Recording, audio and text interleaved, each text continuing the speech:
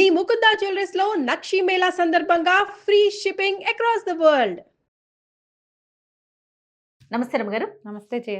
ఏదైనా మంచి దెయ్యం కథ, సోమరి దయ్యం కథ చెప్తామని. దెయ్యాల్లో కూడా సోమర్తనం ఉందా రమ్మగారు? ఎందుకు ఉండదు?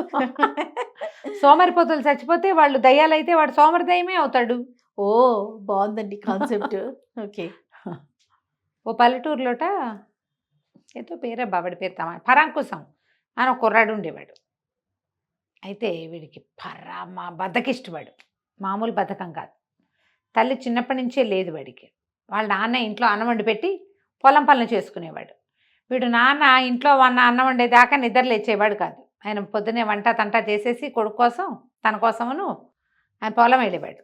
వీడు నిదానంగా నిద్ర లేచి మేలిగా పళ్ళు తోముకుని అటు ఇటు చూసి ఎటాగో చెమ్ము నీళ్లు దిమ్మరించుకుని అన్నం వాళ్ళ నాన్న వండి పెట్టింది తిని ఊళ్ళోకి తిరగడానికి పోయేవాడు. ఊళ్ళో ఫ్రెండ్స్ తోటి అటు ఇటు తిరిగేవాడు. బద్ధకంగా ఉంటే ఎక్కడైనా కూర్చునేవాడు.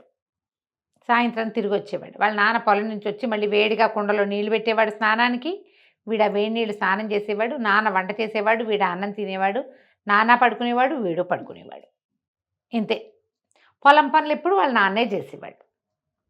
వీడు ఎప్పుడు ఏ పని చేసేవాడు కాదు. ఏం చెప్పినా సరే రే పని మా పని అనేము అని వాళ్ళ నాన్న పనే చెప్పడం మానుకున్నాడు. మనం ఇట్లా పనులు చేయరని మన సమీపంలో చుట్టాల పక్కల నీకు 5-6 గుర్తొచ్చి ఉండాలి ఈ పాటికి. ఇక వాళ్ళని చచ్చినా వాళ్ళకి ఏ పనులు చెప్పరు. వాడు ఎలాగూ చేయడని పని చేసే ఒక్క పిల్లనో పిండి పారేస్తారు, చెవులు మూస్తారు. పని చేయని వాడిని ఎవ్వరు వాళ్ళని పిలవరు, వాళ్ళకి చెప్పరు. ఎక్కడైనా సహజం రమ్మగారు, ఇంట్లోనే కాదు ఎక్కడైనా, ఆఫీసుల్లో కూడా. ఎక్కడైతే ఆఫీసులో కూడా ఎవరైతే పని చేస్తారో వాళ్ళకి చెప్తారు. వాళ్ళే ఆన్సరబుల్ గా ఉంటారు. వాళ్ళు బతుకంతా ఆన్సరబుల్ గానే ఉంటారు. అంతే పనిమంతులు. ఈ సోమరిపోతులు అలాగే కొంత ఆఫీసుల్లోనూ నడుస్తాయి, కంపెనీల్లో నడుస్తాయి, ఇళ్లలో కూడా. చెప్పనక్క ఫ్రెండ్స్ లో కూడా పరమ బద్ధకిష్టులని అలాగే బద్ధకంతో మెయింటైన్ చేస్తారు. నీ బద్ధకం నేను మీతో మేము మాట్లాడపో మీ ఇంటికి అనరు. ఆ బతకిష్టిని మోసుకుంటూ తిరుగుతుంటారు. పోనీ వాడికి బతకం అని చెప్పుకుంటూనే తిరిగేస్తాం. అదే కొన్నాళ్ళకి చుట్టుపక్కల ఎక్కడా వీడికి పిల్లనిచ్చేందుకు ఎవరు రాలి. వీళ్ళకు 4 ఎకరాల పొలం ఉంది. పొలం చూసి రావచ్చు ఎవరైనా. వీడు కొంచెం చూపు శృంగారు బాగానే ఉంటాడు. కానీ వీడి బద్ధకం తెలిసి ఎవ్వరు చుట్టుపక్కల వాళ్ళు పిల్లనివ్వల. ఓకే. ఒక 3 ఏళ్ళ ఊళ్ళ అవతల ఒక సంబంధం కుదిరింది. ఆ పిల్ల పేరు నాగమణి. అది చక్క పనిమంతురాలు. పొలం పనులు చేసి అవతల పారేస్తుంది, ఇంట్లో పని చేసి పారేస్తుంది. అది దాన్ని పెళ్ళికి కుదిర్చారు. సరే పెళ్ళి కుదిరినప్పుడు కొంచెం సరదాగానే ఉంటుంది. వెళ్ళారు, మాట్లాడారు, చేశారు. పెళ్లిపేటల మీద 3 ముళ్ళైనాయినా అంటే 3 ఎందుకు, 2 వేస్తే చాలుగా, 3 ఎందుకు అన్నట్ట. 1 ముడి వేస్తే ఊడిపోతుంది, 2 వేస్తే చాలుగా, 3 ఎందుకు అనవసరంగా అనగానే ఈ పిల్లకి అర్థం. ఊరిని వీడు బద్దకిష్టు కాబోలు, ఎక్కడ కర్మ ముడేయటానికి కూడా బద్దకిచ్చేవాడు, వీడేం చేస్తాడు. సరే ఇంటికి వచ్చాక అమ్మాయికి మొగుడు గారి బద్ధకం తెలిసింది. అదే పొలం పోయేది, అదే ఇంట్లో పనిచేసేది, ఊరుకునేది. ఒకనాడు ఎప్పుడో ఏమందిట, అటా కూర్చుని ఉంటావు, పడుకుని ఉంటావు, కదలకుండా కాస్త అలా వెళ్ళి మీ నాన్నకి పొలం పని సాయం చేయకూడదు అంతే అనేసరికల్లా అతను అన్నాడు పరాంకుశం, ఏమిటి పొలం వెళ్ళి పని చేసేది, ఇప్పుడు మా నాన్నకి పొలంలో సాయం చేయమంటావు, రేపొద్దు నీకు వంటలో సాయం చేయమంటావు. ఆయన ఎవరో కోయవాడు చెప్పాడు, ఏ పని చేయకపోయినా నా రాజ్యాంగానికి ఏమీ లోటు ఉండదుట, నా బతుకంతా ఏ పని చేయకుండా ఉంటానని చెప్పాడు, అందుకే నేను హాయిగా పడుకుంటున్నా, నాకేం పనులు చెప్పద్దు నువ్వు అన్నాడు. ఏం చేస్తుంది, వాళ్ళ నాన్నే వదిలేశాడు. వీడి చేసిన వాడు వీడితోటి మనకేంటని ఆ పిల్లే అన్ని పనులు చేసుకునేది. కాలక్రమాన పిల్లకు కొడుకు పుట్టాడు. పిల్లాడు పుట్టిన 5-6 నెలలకి మామగారు హరీమన్నాడు. పరాంకుశం వాళ్ళ నాన్న పోయాడు. ఈ 6 నెలల చంటి బిడ్డతోటి ఆ అమ్మాయి పిల్లాడిని భర్త కప్పచెప్పి పొలం వెళ్ళి వచ్చేది. కాస్త పిల్లాడి 10 నెలలు వచ్చాక ఒకనాడు ఈ అమ్మాయి పొలం వెళ్ళి తిరిగి వచ్చాక ఇంకా వాకిట్లోకి వస్తుంది. ఇతను ఒక మంచం మీద ఇటా కాళ్ళు చాపుకుని పడుకుని ఉన్నాడు. ఈ 10వ నెల వచ్చిన చంటివాడు పాక్కుంటూ వెనకాల ఒక దిగుడు బాగుంది వాళ్ళకి, బావు వైపుకి వెళ్ళిపోతున్నాడు. ఈ పిల్ల అయ్యో నీ కేకలు పెట్టి పరిగెత్తుకుంటూ వచ్చే పిల్లాడిని ఎత్తుకుని చంటివాడిని ఎత్తుకుని తిట్టింది. మొహం మండ అట్లా చూస్తూ ఉన్నావు, కాస్తుంటే పిల్లాడు అందులో పడిపోను అనేసరికల్లా, ఏం పడిపోడులే, నువ్వు వస్తున్నావుగా, నిన్ను రాజూసుకుని నేను ఊరుకున్నా, ఎటాగు నువ్వు వస్తావులే అని. ఒక్క క్షణం నా కాలు లేట్ అయినా, పిల్లాడు ఒక్క చురుకు పాలు ఎక్కువైనా ఏమయ్యేది, భరించలేకపోయింది. ఎంత చాకరీ చేసినా నీకు తెలియటం లేదు, ఇంటో పిల్లాన్ని చూసుకుని వంట చేసి ఈ కొంపాగోడు శుభ్రం చేసి దొడ్డి వాకిలి తుడిచి పొలం వెళ్ళి పొలం పనులు చేసి వచ్చి నా దుంప దిగిపోతుంది. ఈ చాకరీ ఎక్కడ చేసుకున్నా నాకు సరిపోతుంది కదా. అంతే. నా కొడుకు పొట్ట నా పొట్ట పూడవా, దీంతోటి స్థిమితమైన ఉంటుంది జీవితానికి. నేను నీతో చచ్చినా ఉండను, ఏదో ఒకటి చేసుకో ఏడు, నేను నీతో ఉండను అని చెప్పేసి పిల్లాన్ని ఎత్తుకుని వెళ్ళిపోయింది పుట్టింటికి. పుట్టింట్లో అయినా చేసుకోవచ్చు, నీతో ఏం సుఖం ఉంది, ఏం సంతోషం ఉంది, ఓ పనికి సాయం లేవు, నువ్వు ఓ బాధ్యత లేదు, అక్కడైనా పిల్లాన్ని చూసుకుంటారు, నేను చచ్చినా ఉండనని పిల్లాన్ని ఎత్తుకుని వెళ్ళిపోయింది. సరే వీడేం చేస్తాడు, అట్లా ఉన్నాడు. అప్పుడు కూడా ఉన్నాడు. 2 పూటలు గడిచినాయి. రెండో పూట ఒక పూట గడిచింది, రెండో పూట ఒక పూట గడిచింది. కాళ్ళు చాపుకొని ముక్కాల పీట మీద కూర్చున్నాడు. ఈ ముక్కాల పీట మీద నుంచి లేచి మంచం ఎవడేస్తాడు, పక్క ఎవడేస్తాడు అని ముక్కాల పీట మీదే కూర్చుని ఉన్నట్ట కునికి పాటలు పడుతూ.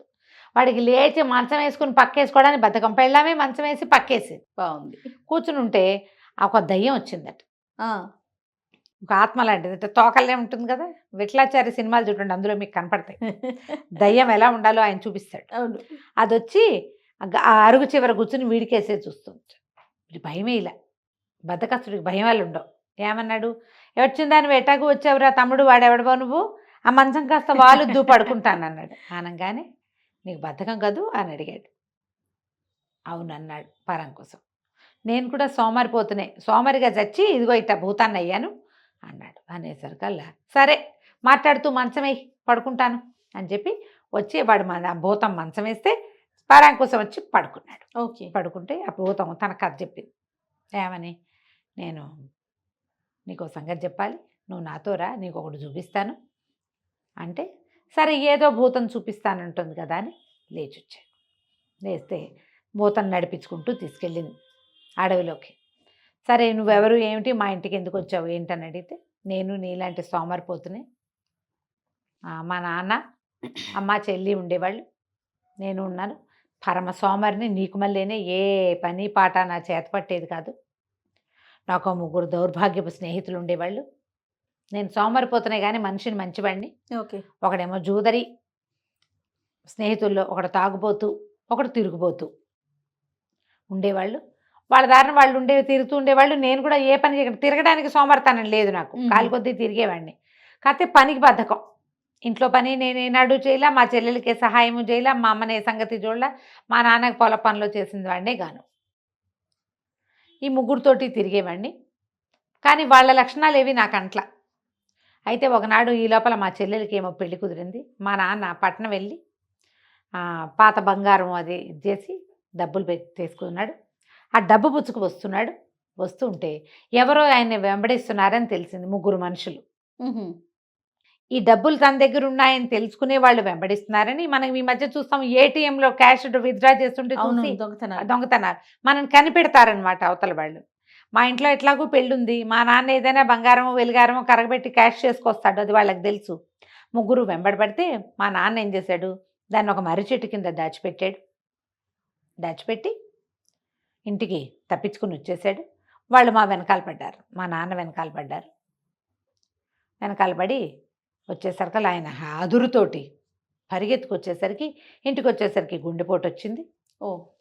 మా అమ్మ చెల్లి ఏడుస్తుంటే నేను అప్పుడే బయట తిరుగుతున్న వాడిని లోపలికి వచ్చాను.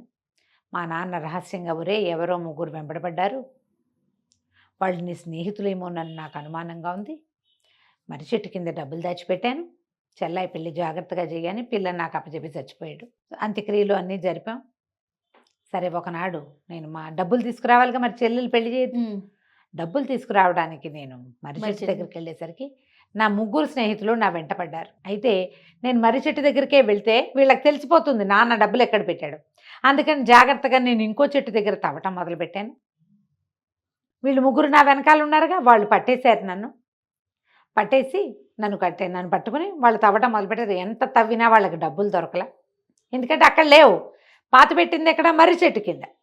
నేను వాళ్ళని మిస్లీడ్ చేయడానికి ఇంకో చెట్టు కింద తవ్వటం మొదలెట్టాను.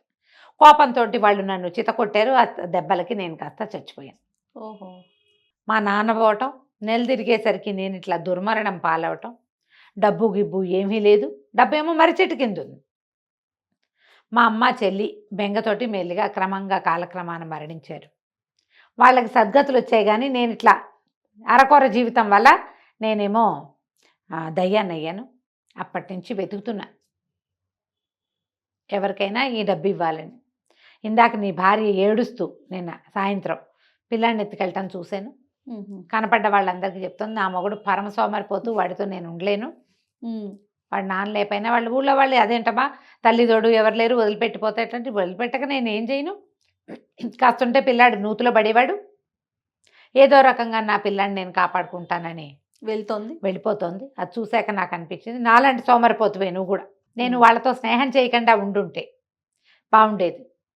మా నాన్న శ్రమని నేను కొంత పంచుకుని ఉంటే బాగుండేది. పోనీ మా నాన్న పాతిపెట్టింది ఉంటే ఉంటుంది, నేనే ఏదైనా ప్రయత్నం చేసి చెల్లెలు పెళ్లి చేద్దాం అనుకుంటే బాగుండేది. ఎప్పుడు నాకు బుద్ధి రాలా. దయ్యాన్ని అయ్యాక బుద్ధి వచ్చింది. నీకు నేను డబ్బులు చూపిస్తా, మా నాన్న దాచిపెట్టింది, నువ్వు అవి వాడుకో, నీ పెళ్ళాన్ని పిల్లాన్ని తెచ్చుకో, ఈ సోమరిపోతానాన్ని వదిలిపెట్టు, లేకపోతే నాలాగానే నువ్వు కూడా అయిపోతావు అని చెప్పి ఏం చేసింది, వీడిని తీసుకుపోయి ఈ పరాకుసాన్ని మర్రి చెట్టు కిందకి తీసుకెళ్ళి. వీడు ఆలోచిస్తూ ఉన్నాడు, ఒకటి చచ్చిపోయి దయ్యమయ్యాడే. వాడు నాన్న చచ్చిపోయి, అమ్మ చెల్లి పెళ్ళి పేరంటం లేకుండానే చెల్లెలు చచ్చిపోయి, అమ్మ చచ్చిపోయి, వాడు పోయి మర్రి చెట్టు కింద తవ్వాడు. మరి ఒక కాయిన్ కనపడింది. అన్నీ తీస్తే అవి ఏనాటివో పురాతన నాణేలు, అవి ఇప్పుడు పనికిరావు. మనకి పాతకాలం ₹1 దొరికితే ఏం ఉపయోగం? అదే కదా. కానీలు గీనీలు ఇప్పుడైతే పాత కానీ ఉందా మీ దగ్గర, దాన్ని మేము కొంటామని అడుగుతున్నారు. ఇప్పుడు ఇన్స్టాలోనూ అక్కడ పెడుతుంటారు, ఒక ₹1 బొమ్మ పెట్టి, ఇలాంటిది మీ దగ్గర ఉంటే మీకు అదేదో 1,80,000 ఇస్తాం అలాంటి చెప్తాం. అన్ని దొంగ వేషాలు ఏమో, అవి నిజమో కాదో తెలియదు. అవును. అప్పుడేముంది ఆ కాలంలో చూసి ఈ కాసులు ఎందుకు పనికిరావని సరే ఏమనుకున్నాడు, బయటకు వచ్చేసాడు అక్కడి నుంచి. మర్రి చెట్టు దగ్గర ఉన్నది వాటిని మర్రి చెట్టు కిందే పాతి పెట్టాడు. ఎవరికో దొరుకుతుంది, నాకు అక్కర్లా, ఇవి ఎలాగో నేను చెల్లుబట్టుకు చేయలేను వాటిని. ఇంటికి నడిచి వచ్చి ఇల్లు చుట్టుపక్కల చూస్తే అనిపించింది, నేను ఏనాడు ఏమీ చేయకుండానే మా ఇల్లు ఇంత బాగుందే. నేనేం చేయలా, ఇల్లంతా శుభ్రంగా అలికుంది, నీట్గా వాకిట్లు ముగ్గులు పెట్టున్నాయి, ఎక్కడ సామాన్లు అక్కడ సర్దున్నాయి. ఇప్పుడు అమ్మాయి వెళ్ళిపోయింది, నేనేమైనా చేయగలనా ఇందులో ఒక్క పనైనా? ఇదేమిటి నేను ఇలా ఉన్నాను, అమ్మాయి లేకపోతే ఎట్లా? అవే ఆలోచించుకున్నాడు. మర్నాడు పొద్దున పక్కనున్న రైతు దగ్గరికి వెళ్ళి, నేను వ్యవసాయం చేద్దాం అనుకుంటా, నాకు ఒక్క పని రాదు, అందుకని నీ పొలంతో పాటు నా పొలం కూడా కౌలు చేయి, రోజువారీ కూలి ఇవ్వు, నువ్వు ఏ పని నేర్పిస్తే ఆ పని చేస్తా, నా కౌలు ఇవ్వు కూలి ఇవ్వు అని మాట్లాడుకున్నాడు. పెళ్ళానికి ఒక ఉత్తరం రాయించాడు. మన పక్కనున్న రాజన్న చేతిలో మన పొలం పెట్టాను, ఆయన కౌలిస్తాడు, నాకు రోజువారీ కూలీకి నన్నే పిలుస్తానని మాటిచ్చాడు, నువ్వు వచ్చి కాస్త వేళకు అన్నం వండి పెట్టి పొలానికి అన్నం తెస్తే మన ఇంటికి కావాల్సింది నేను సంపాదిస్తాను అని ఉత్తరం రాశాడు. ఈ మొగుడికి సోమరిపోతాను వాడే స్వయంగా ఉత్తరం రాశాడు కదా. అది చూసుకుని అమ్మాయి మీరు సోమరిపోతాను వదిలిందిరా దేవుడా అని ఆ అమ్మాయి కొడుకుని ఎత్తుకుని మళ్ళీ వచ్చేసింది. వీడు ఆ దయ్యాన్ని చూసిన భయంతో మెల్లిగా సోమరిపోతానాన్ని వదిలిపెట్టి ఒక 4-5 సంవత్సరాల్లో వాళ్ళు 4 ఎకరాలకి ఇంకో 4 ఎకరాలు కొన్నట్ట. ఇంకో 4 ఎకరాలు కొని క్రమంగా మోతుబరి అయ్యాడు. ఒళ్ళు దాచుకొని వాడికి సంపాదన ఉంటుంది అంతే. బద్దకిష్టులకి సోమరిపోతు వాళ్ళకి రేపు చేద్దాంలే అని అనుకునేవాడివి, గోడ మీద రేపు రాసుకునే వాళ్ళకి రూపాయి రాదు, ఖచ్చితంగా రాదు. ఉద్యోగినం పురుష సింహం ఉపైతి లక్ష్మి అంటారు. ఎవడైతే ఉద్యోగిగా ఉంటాడంటే పని చేయాలి అన్న ఉద్దేశంలో ఉంటాడో వాడికి లక్ష్మి దొరుకుతుంది అంతే, వాడి జీవితంలో ముందుకెళ్తాడు. సోమరిపోతనాలు విడిచిపెట్టండి. ఇందులో ఉన్న సోమరి దయ్యంలాగా మనం ఆత్మలుగా మారాక బుద్ధి వచ్చినా ఏ ప్రయోజనమూ ఉండదు అంతే. కాబట్టి ఇలా ఆలోచించండి తప్పకుండా. నమస్తే రమ్మగారు. నమస్తే.